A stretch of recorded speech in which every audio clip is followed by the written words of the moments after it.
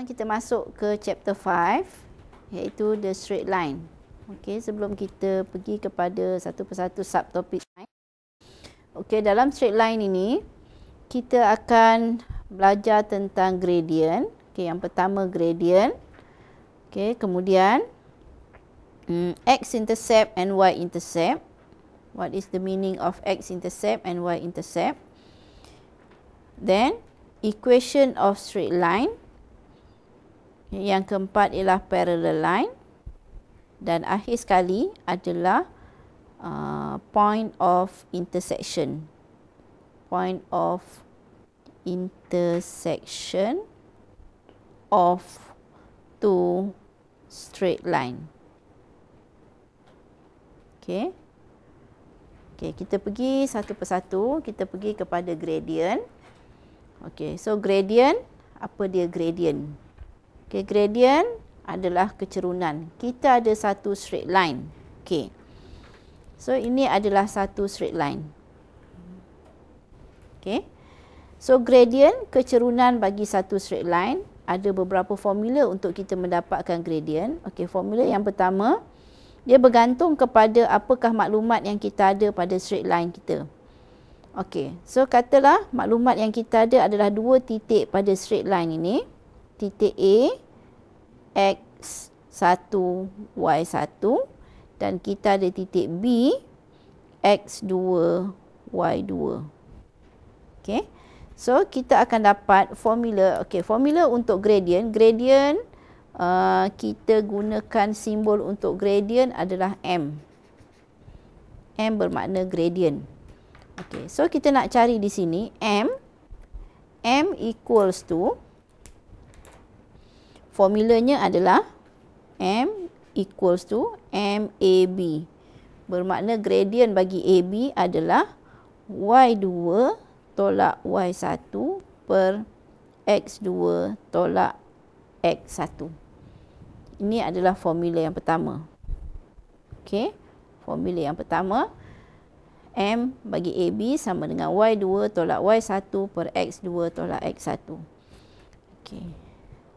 Okay, yang kedua, kalau maklumat yang kita ada adalah y-intercept dan x-intercept.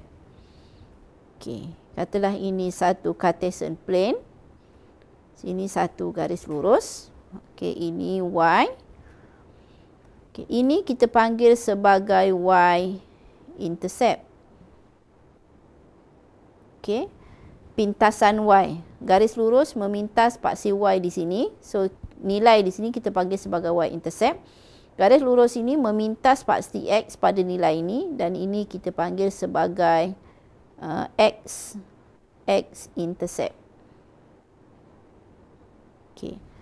Jika maklumat yang kita ada adalah y-intercept dengan x-intercept, so kecerunannya adalah M equals to negative y-intercept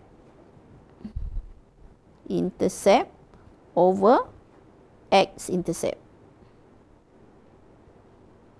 Okay, itu adalah formula yang kedua. Okay.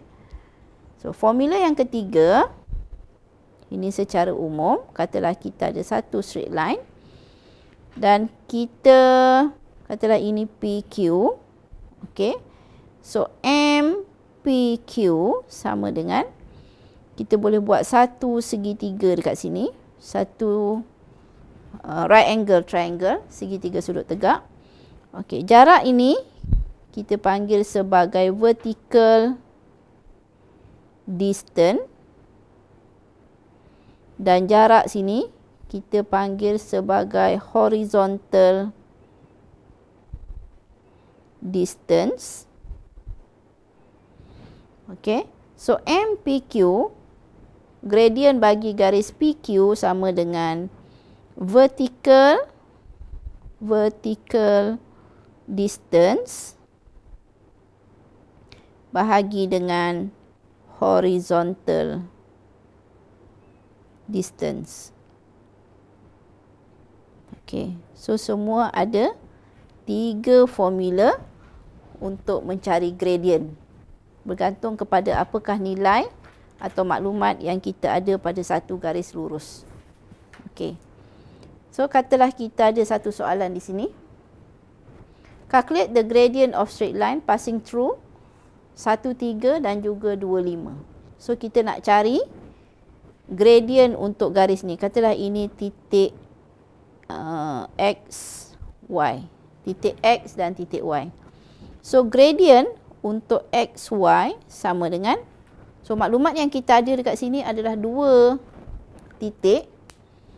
So kita namakan titik pertama sebagai X ni adalah X1 dan Y1.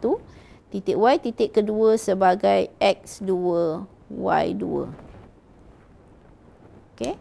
So kita akan dapat gradient garis XY sama dengan Y2 tolak Y1.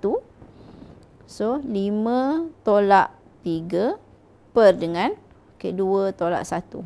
2 tolak 1. So kita akan dapat 2 per 1. So gradient kita dapat sama dengan 2. Okey. Itu simple saja. Kita hanya gunakan formula. Okey, kita tengok contoh yang kedua. Sama juga. Katalah kita ada ini titik PQ. So M PQ sama dengan, okey, tandakan dulu yang mana titik pertama, yang mana titik kedua. Kita boleh tukar-tukar, kita boleh ambil Q titik pertama. So kalau kita ambil Q titik pertama, so X1, Y1, X2, Y2. Ini kita boleh tukar-tukar titik tu. So kita akan dapat gradient PQ Y2 tolak Y1 negative 5 minus 1 over X2 tolak X1 negative 2 minus 3. Okey, so kita akan dapat negative 5 minus 1 negative 6 over negative 5. So kita akan dapat 6 over 5. Okey, negatif 5 tolak 1 per dengan negatif 2 tolak 3. Okey, so kita dapat gradient dia dekat situ. Okey, kita tengok contoh yang seterusnya. Kita ada P negatif 2, 7, Q 3, 1. Okey, kita boleh letak, tandakan X1, Y1, X2, Y2. Okey, so kita akan dapat dekat sini M PQ sama dengan Y2 tolak Y1. So 1 minus 7 over X2 tolak X1. X2 ialah 3 minus X1 negatif 2. So kita akan dapat 1 tolak 7 negatif 6 per dengan 3 tambah 2, 5. So kita akan dapat gradientnya adalah negatif 6 per 5. Okey, so sekarang ni gradient ada beberapa bentuk gradient. Okey, yang ini adalah positif. Gradient ini positif gradient. Positif. Okey, kalau begini negatif. Okey, kalau begini, okey, kita tengok. Macam mana nak tahu sama ada gradient ini positif atau negatif? Okey, kita boleh tengok kepada formula yang ketiga tadi. Formula yang ketiga ialah gradient equals to vertical distance over horizontal distance. Okey, so kita boleh tengok. Okey, katalah dari sini kita ada AB. AB. Okey, kita buat segitiga kat sini. Okey, vertical daripada B nak pergi ke A.